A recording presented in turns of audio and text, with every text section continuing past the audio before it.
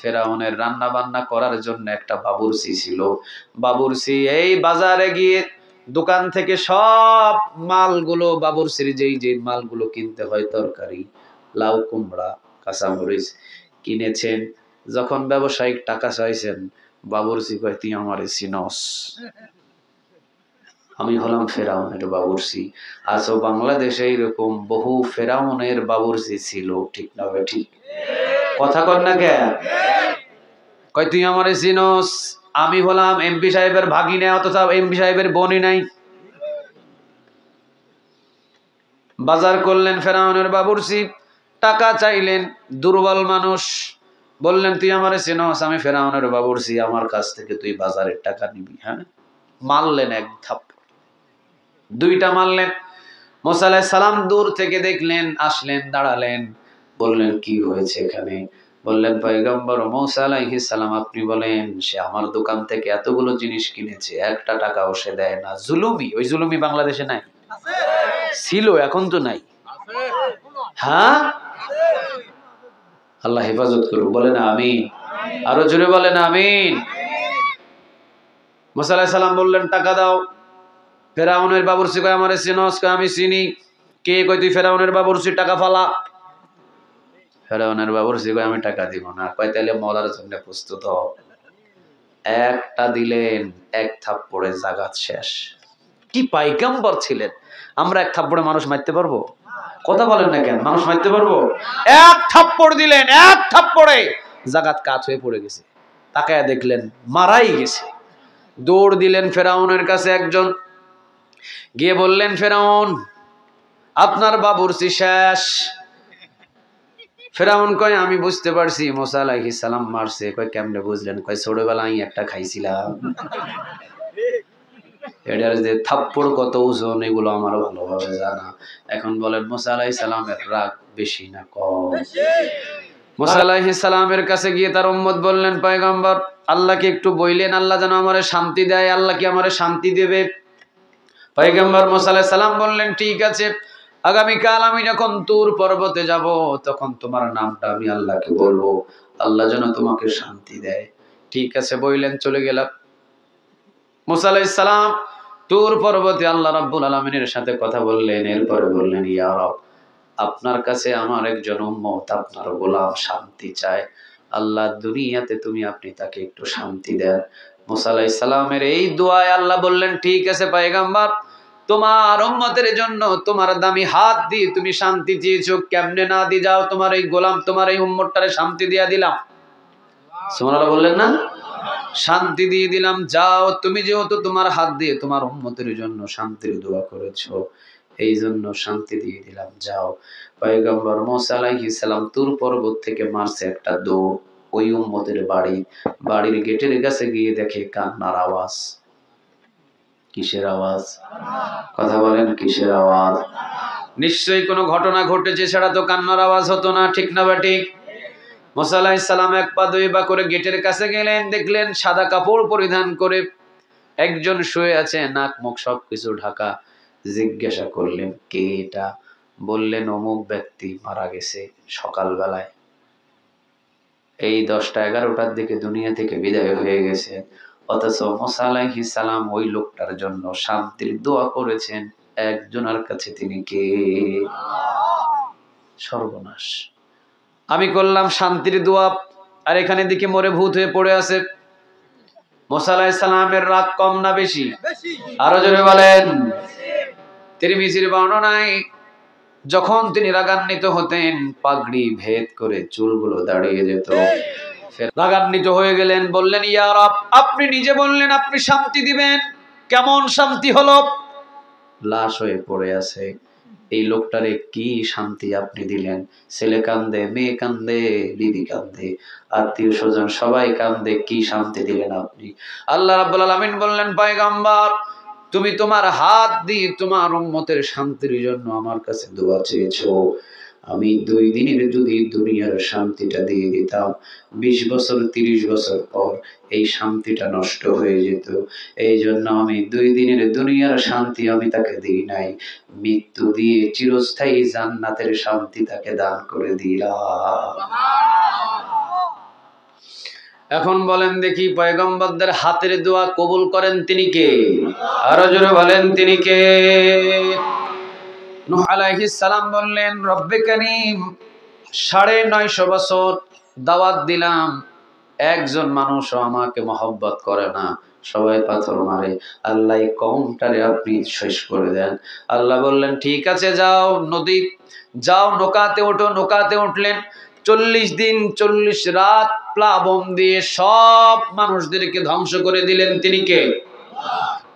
আল্লাহ এবার জ্যোতি পাহাড়ে নৌকাটা লাগায় নূহ আলাইহিস সালাম রে বললেন, এবার খুশি তো? কথা বল না কেন? এবার খুশি তো? নূহ আলাইহিস সালাম চুপ হয়ে দাঁড়িয়ে রইলেন। আল্লাহ বললেন, নামো নূহ। নামলেন। এখন আর কোনো মানুষ নাই, পাথর মারার কোনো মানুষ, কথা বলেন, কোনো মানুষ, দাওয়াত দেওয়ার মতো কোনো তেমন মানুষ নাই। সবাই আল্লাহ রাব্বুল আলামিন শেষ করে দিয়েছেন। আল্লাহ এবার ডাক দিলেন, নূহ কাজ যেহেতু নাই, এবার আমার একটা কাজ করো। কি কাজ ইয়া রব? হাত দিয়ে নিজ হাতে এবার তুমি কিছু হাড়ি আর পাতিল বানাও। কি বানাও? কে বানায় আপনাদের এলাকায়? কে বানায়? কুমার বানাই, কুমার। কুমার গুলো হাড়ি পাতিল বানাই।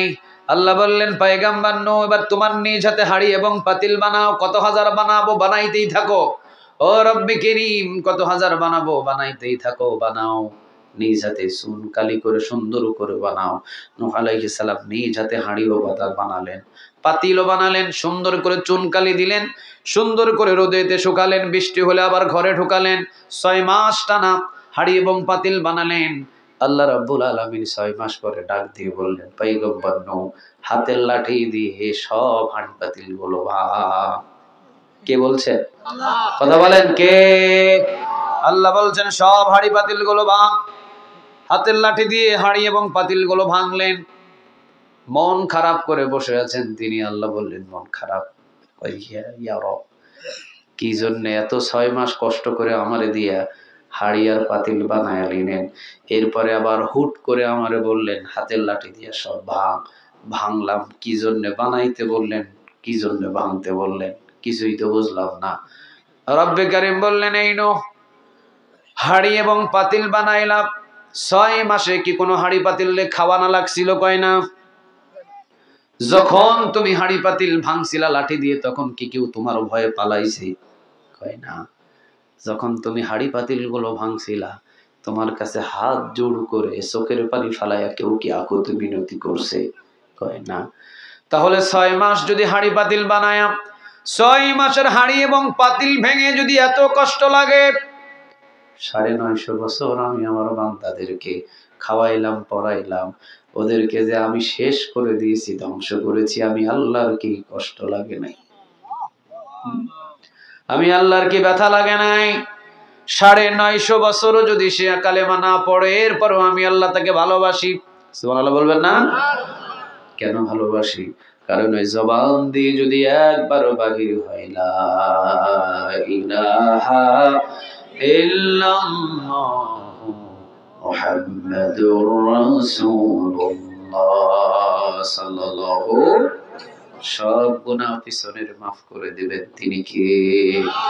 এই জন্য আল্লাহ রাব্বুল আলামিন নিজেই বলছেন, লাকাদ খালাকনাল ইনসানা ফি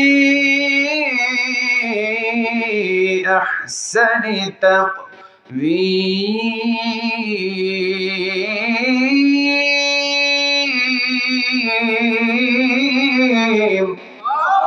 আল্লাহ রাব্বুল আলামিন বললেন, খুব সুন্দর করে অবয়ব গঠন দিয়ে, সুরত দিয়ে, আকর্ষণ দিয়ে, মহব্বত করে, যত্ন করে আমি আল্লাহ রাব্বুল আলামিন নিজ হাতে বানাইলাম। তবে হ্যাঁ, পৃথিবীর মানুষ মনে রেখে দিও, এই মানুষকে যদি পাখির মতো কেউ হত্যা করে, আমি আল্লাহ তাকে ছেড়ে দেব না। বাংলাদেশের ১৭ বছরের এই স্বৈরাচারের বিদায় হওয়ার কারণই হলো মানুষকে পাখির মতো করে হত্যা করা। আসতে বলেন ঠিক। নিরপরাধ যত মানুষ ছিল সবগুলারে ধরে ধরে জেলখানায় বন্দী করা, ঠিক না ঠিক? আল্লাহ বলছেন, যত্ন করে আমি বানিয়েছি, আমার খায়, কই কারো তো খায় না। আমার আসমান থেকে নিয়ামত সে বহন করে, পৃথিবীর কারো রহমত নেয় না। আমি আল্লাহ তাকে রিজিক দিই, আমার গোলামি করছে না সেটা আমি বুঝবো, কথা কন না কেন? কিন্তু জমিনের উপরে আমার গোলামকে যদি পাখির মতো কেউ হত্যা করে, দুনিয়া থেকে তাদেরকেও ফেরাউন নমরুদের মতো ধরবেন তিনি কে? সমন্বয়ক ছাত্রদের আন্দোলনে বাবা তার নিজের ছেলেকে নিয়ে বেলকনির ভিতরে অথবা ঘরের ভিতরে দাঁড়িয়ে আছেন, হেলিকপ্টার থেকে গুলি মারছে, ছোট বাচ্চাটার বুক দিয়ে গুলি ঢুকে বাবার কুলের উপরে পিঠ দিয়ে বাহির হয়ে গেছে। কোনো বিচার কোথাও পায় নাই। তাহলে বোঝা যায় বাংলাদেশে একটা রাস্তায় চাকার নিচে, হোন্ডার চাকার নিচে একটা মুরগি পড়লে সেটার দাম দেওয়া লাগে, কিন্তু বাবার কোলে শিশু মরল, এটার কোনো বিচার বাংলার জমিনে হয় না। এমনে এমনে সবকিছু কম্বল টম্বল রাখা পালাতে হয় নাই। আল্লাহ বলেছেন লাকাদ খালাকনাল ইনসানা ফি আহসানি তাকওয়িম, সবচাইতে আমি অবয়ব গঠন দিয়ে সূরত দিয়ে মানুষদেরকে আমি সৃষ্টি করেছি, এটা আমার গোলাম। আমার এই জমিনের উপরে আমার গোলামের উপরে যদি কেউ জুলুমি করে, আমার হাত থেকে ফেরাউন নমরুদ বাঁচতে পারে নাই, নতুন ফেরাউন নমরুদও বাঁচতে পারবে না, ঠিক না ঠিক? সুযোগ নাই। আমার জমিন, এটা আমার জমিন, আমার জমিনে আমি আমার গোলাম সৃষ্টি করেছি নিজ হাতে, অথচ আমার গোলামদেরকে নিয়ে তুমি যেমনে ইমনে ইচ্ছা করে মারবা, ধরবা, কাটবা, এত সুযোগ নাই। 17 বছর সুযোগ দিছি, এবার রাস্তা মাপো। আবার আবার যদি কেউ এইরকম মাতলামি করে, আবার তাদেরকে রাস্তা মাপার জন্য কে আছেন? আরো জোরে বলেন। এই জন্য আল্লাহ রাব্বুল আলামিন বলছেন, বান্দারে অনেক মহব্বত করে যত্ন করে আমি জমিনের উপরে মানুষদেরকে বানাইছি, তবে খবরদার এদের উপরে কোনোদিন কখনো কোনো সময় জুলুমি করো না। যত্ন করে মহব্বত করে আমি আল্লাহ বানাইছি, গুনাহ করছে কোনো অসুবিধা নাই, কোনো একদিন যদি আমার কাছে তাওবা করে মাফ করে দিবেন কে? আরো জোরে বলেন, জোরে বলেন কে?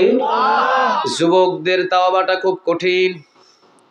কঠিন মানে উপস্থিত তাওবা করবে, উপস্থিত তাওবা কবুল হয়ে যাবে। যুবকদের গুনাহ করতেও দেরি নাই, আবার যুবকদের তাওবা কবুল করতেও দেরি করেন না, তিনি কে? ওমর রাদিয়াল্লাহু তাআলা আনহু কে ছিলেন? ওই আপনাদের পাশের বাড়ির ওমর না? হ্যাঁ, কি ছিলেন উনি? মুসলিম জাহানের কয় নাম্বার খলিফা ছিলেন? দ্বিতীয় নাম্বার খলিফা ছিলেন। 12.5 লক্ষ বর্গ মাইলের প্রেসিডেন্ট। লাউ কানা নাবিয়্যুম মিন বাদি লাউ কানা উমার, নবী বলেন আমার কোন নবী নাই, আমার পরে কোন রাসূল নাই, যদি নবী হতেন ওমরের নবী বানায়া দিতেন। তিনি কে? ওমর রাদিয়াল্লাহু তাআলা আনহু। তিনি হাতের ভিতরে একটা চামড়ার চাবুক নিয়ে বেশি করে খেজুর বাগানে অথবা গোপন রাস্তাঘাট দিয়ে তিনি হাঁটতেন, একা হাঁটতেন, সঙ্গী নাই, সাথী নাই, একাই চলতেন। মাঝে মাঝে জিজ্ঞাসা করতেন সফর সাথী হিসাবে তো কাউকে নিতে পারেন। ওমর বলতেন আমার সাথে 24 ঘন্টা একজন আমার মালিক আছেন, তিনি কে? তার মতো শক্তিশালী মালিক আর কোন পৃথিবীতে খুঁজে পাওয়া যাবে? জোরে বলেন, জোরে বলেন, যাবে? হাঁটতেন। খেজুর বাগানে এক যুবকের সাথে সাক্ষাৎ হলো। খেজুর বাগানে যুবক দাঁড়িয়ে আছেন, পিছন থেকে ওমর সালাম দিলেন। যুবকের হাতে দেখলেন মদ। কি দেখলেন? মদের গ্লাস। ওমর রাদিয়াল্লাহু তাআলা আনহু বললেন যুবক তোমার হাতের ভিতরে কি? যুবক বললেন এটা হলো মধুর গ্লাস। কিসের গ্লাস বললেন? মধুর গ্লাস। আসলে কিসের গ্লাস? মদের গ্লাস। কারণ ওমর তো অমর, 80টা বেতের বাড়ি মদ খাইলে মারবে, গোপনে না প্রকাশ্যে? কথা বলেন, গোপনে না প্রকাশ্যে? প্রকাশ্যে মারবে। 80টা বেতের বাড়ি একটাও কম হবে না। একে তো 80টা বেতের বাড়ি যদি ওমর গোপনে মারতো, সম্মান টিকে থাকতো। বগুড়ার চৌরাস্তায় সাতমাথায় যদি আপনাদের এলাকার একজন যুবককে 80টা মদ খাওয়ার জন্য বেতের বাড়ি মারা হয়, ওরে জীবনে কোনোদিন এই বগুড়াবাসী মাইয়া দিবে না, প্রকাশ হয়ে যাবে এইটা মদ খোর। কথা কন না কেন? ও যে মসজিদের কাতারে দাঁড়াবে, ওই কাতারে মুসল্লিও দাঁড়াবে না। ও যেই দোকানে চা চাইবে, ওই চা দোকানদার তাকে চাও দিবে না। ও ওকে কেউ কামলাও নেবে না। চিন্তা করে দেখেন, একটা মদখোরের শাস্তি যদি এমন হয়, বাংলাদেশে মদ থাকবে নাকি হারিয়ে যাবে? একটা মদখোরের বিচারে যদি বাংলাদেশে হতো, মদখোর সমাজে খুঁজে পাওয়া যেত? কথা বলেন, যেত? ওমর রাদিয়াল্লাহু তাআলা আনহু বললেন, বাবারে তোমার হাতে কি? কয় মধুর গ্লাস। মধুর গ্লাস, মধু খাইলে তো ঘরে খাইতে পারো। তিনি বললেন, আমি এসেছি খেজুর বাগানে একটু হাঁটার জন্য অথবা একটু আল্লাহ নিয়ামত দেখার জন্য, আমি মধু খেতে খেতে বাহির হয়েছি। ওমর তো নাসরবান্দা। ওমর বললেন, বাবা তোমার মধুর যদি গ্লাস হয় তাহলে ওমরের হাতেও একটু মধু দাও। সুবহানাল্লাহ নাই? ওমর তো সন্দেহ করছে নিশ্চয়ই ঝামেলা আছে। যুবক ওমর রাদিয়াল্লাহু তাআলা আনহুর হাতের ভিতরে পুরো গ্লাসই দিয়ে দিলেন। ইন দা মিন টাইম যুবকটা চুপি চুপি তাওবা করে ফেলেছে। কার কাছে? আর একটু জুড়ে বলেন, কার? বলে ফেলেছে মনে মনে, ইয়া রব, যা গুনাহ করেছি, মদ পান করেছি, আর কোনোদিন এক ফোঁটা মদ আমি মুখে নিব না গো আল্লাহ। আজকে আমিরুল মুমিনিন ওমরের হাত থেকে তুমি আমারে বাঁচায় দাও আল্লাহ। ওমরের হাতে যে গ্লাস দিয়েছি, ওই গ্লাসের ভিতরে সম্পূর্ণ তো মদ। এই মদ গুলারে তুমি আমার তাওবা কবুল করে দয়া করে মদ গুলোরে মধু বানায়া দাও। যুবক যখন তাওবা করলেন, দেখেন কতদিন মদ খেয়েছে আল্লাহ ছাড়া কেউ জানে না, কিন্তু তাওবা করলেন। উপস্থিত তাওবা কিভাবে কবুল হলো? ওমর মদটার ভিতরে আঙ্গুল দিয়ে যখন জিহ্বায় দিলেন, মুস্কি হাসি দিয়ে বললেন, যুবক সামনের থেকে যদি তুমি মধু খাও, আমি ওমরকে দাওয়াত দিয়ে এক বৈঠকে মধু খাবো। সুবহানাল্লাহ নাই? নাও তোমার এই মধুর গ্লাস। সেকেন্ডের ভিতরে তাওবা কবুল হলো। সেকেন্ডের ভিতরে ওমরের হাত থেকেও তাকে বাঁচায়া দিলেন। তিনি কে? এবার বলেন, আমাদেরকে বেশি ভালোবাসে কে? আরো জোরে বলেন, কে? শুধু একটু ফিরে আসেন, এখনো সময় আছে, এখনো সময় আছে, ফিরে আসেন।